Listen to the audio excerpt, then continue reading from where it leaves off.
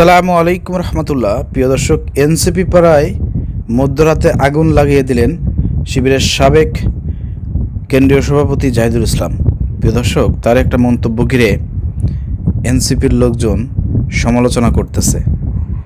প্রিয় দর্শক, সেই সাবেক ইসলামী ছাত্র শিবিরের কেন্দ্রীয় সভাপতি জাহিদুল ইসলাম ভাই কী বলেছিলেন আপনারা স্ক্রিনে দেখতে পাচ্ছেন। এটা নিয়ে নিউজ হচ্ছে। প্রিয় দর্শক, এই নিউজটা এত পরিমাণ ভাইরাল হচ্ছে, এখন এনসিপি আর জামাত মানে শত্রুতে পরিণত হয়ে যাচ্ছে, এরকম একটা অবস্থা।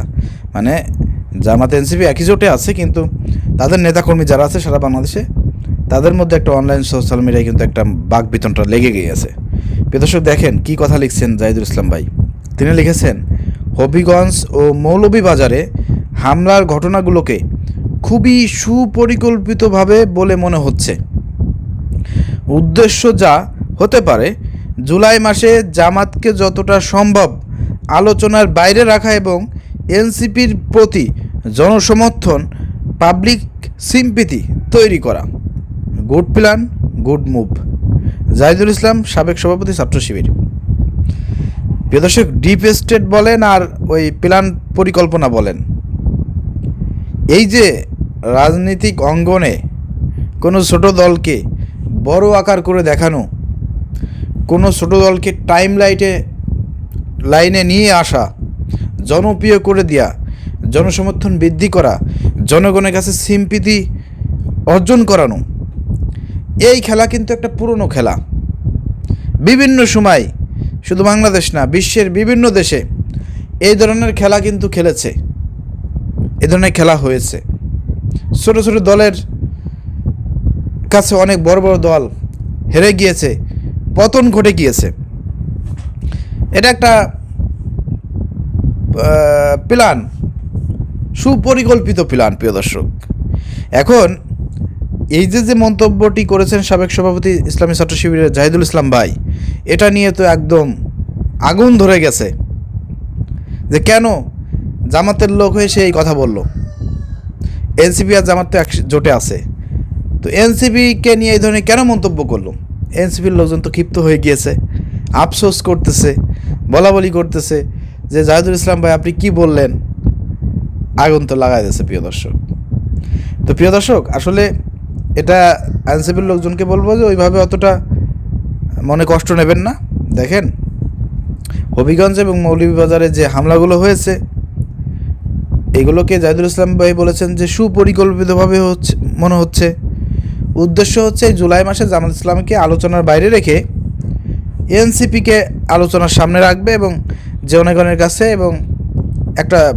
কাছে এনসিপির প্রতি জনসমর্থন, সিম্পিতি তৈরি করার জন্য এই কাজগুলো করা হচ্ছে। মূলত জাহিদুল ইসলাম বোঝাতে চেয়েছেন সরকারি দল এবং এনসিপি একত্রিত হয়ে গোপনে বৈঠক করে এ ধরনের প্ল্যান পরিকল্পনা সাজিয়ে এই হামলা মামলা, এই খেলাখেলির মধ্যে দিয়ে এনসিপি যাতে জনপ্রিয়তা বৃদ্ধি পায়, মাঝখান দিয়ে জামাত যাতে মাইনাস হয়ে যায়, জামাতের কথা যাতে মানুষ মনে রাখে, এনসিপিকে যাতে মানুষ সমর্থন দেয়, এই জন্য হয়তো বিএনপি একটা পরিকল্পনা করেছে, এনসিপি একটা পরিকল্পনা করে, এগুলো একটা সাধারণ নাটক। সোজা কথা, এই যে এনসিপির উপরে যে হামলাগুলো হচ্ছে, যে বাধাগুলো হচ্ছে বিভিন্ন জায়গা, এই হবিগঞ্জে মৌলভীবাজারে, এইগুলো নাকি সাধারণ একটা নাটক, এগুলো নাকি বিএনপি এবং এনসিপি একটা সাধারণ নাটক। এটা হচ্ছে আমাদের জাহিদুল ইসলামে বলার চেষ্টা করেছেন। দেখেন, এটা যে একেবারে মিথ্যা, এটা কিন্তু এভাবে উড়িয়ে দেওয়া যায় না। জাহিদুল ইসলাম ভাই যে কথাগুলো বলেছে, এই কথার কিন্তু গুরুত্ব আছে এবং তাৎপর্য আছে। আমি সেটা প্রথমেই আপনাদেরকে বলেছি যে এই ধরনের ঘটনা, এই ধরনের পরিকল্পনা কিন্তু বিভিন্ন দেশে বিভিন্ন সময় হয়েছে, বাংলাদেশে হয়েছে। এগুলো নতুন কোনো কিছু না, পরিকল্পিতভাবে এগুলো হয়ে থাকে। ঠিক আছে? তো এই পরিকল্পিত এই ঘটনা, এই নাটকগুলোর মধ্যে দিয়ে অনেকেই হয়তো দেখা যায় তাদের জীবন হারায়, অনেকেই বলির পাঠা হয়। একটা কথা আছে না, অনেকের জীবন পরিবর্তন হয়ে যায়, অনেকে বড় নেতা হয়ে যায়, অনেকেই চেয়ার পায়, গদি পায়, ক্ষমতা পায়, অনেকের জীবন কিন্তু এখান থেকে চলে যায়। ঠিক যেমনভাবে দেখলেন যে আলিফ নামের যে ছেলেটি, তার চোখ নষ্ট হয়ে গেছে। দেখেন, এই নাটক বলেন আর এই সংগ্রাম বলেন, এই হামলা বলেন, এখানে কিন্তু আলিফ নামের ওই 18 বছরের ওই শিক্ষার্থী, তার কিন্তু চোখ একটা নষ্ট হয়ে গেছে, সে কিন্তু বলির পাঠায় পরিণত হয়েছে। দেখবেন যে 2 বছর 1 বছর পর তার কথা কিন্তু কেউ মনে রাখবে না। এটাই হচ্ছে বাস্তবতা। জাহিদুল ইসলাম ভাইয়ের যে মন্তব্য এবং যে বক্তব্য, এই বক্তব্যের সঙ্গে আমি একমত না ব্যক্তিগতভাবে। এটা জামাত ইসলামের কোনো বক্তব্য না, এটা জাহিদুল ইসলাম ভাইয়ের নিজের ব্যক্তিগত বক্তব্য। অতএব এনসিপির ভাইদেরকে বলবো এটা জামাতের বক্তব্য হিসেবে আপনারা প্রচার করবেন না, এটা ব্যক্তি জাহিদুল ইসলামের বক্তব্য হিসেবে আপনারা প্রচার করবেন। আর এই বক্তব্যের সঙ্গে আমি একমত না, যদিও এই ধরনের অনেক কলাকৌশল পরিকল্পনা বিভিন্ন সময় হয়ে থাকে, কিন্তু মৌলভীবাজার এবং হবিগঞ্জের এই ঘটনায় আমার কাছে মনে হচ্ছে না এটা পরিকল্পিত।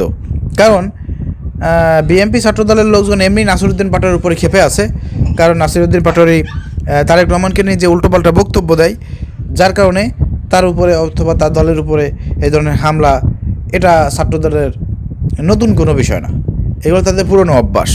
ঠিক আছে, তো সেই জায়গা থেকে তারা এই হামলাগুলো করেছে। আমার কাছে এটা পরিকল্পিত মনে হচ্ছে না, এটা আমার কাছে আমার ব্যক্তিগত মন্তব্য। ঠিক আছে, মতামত আপনার কাছে কি মনে হচ্ছে একটু কমেন্ট করে জানাবেন।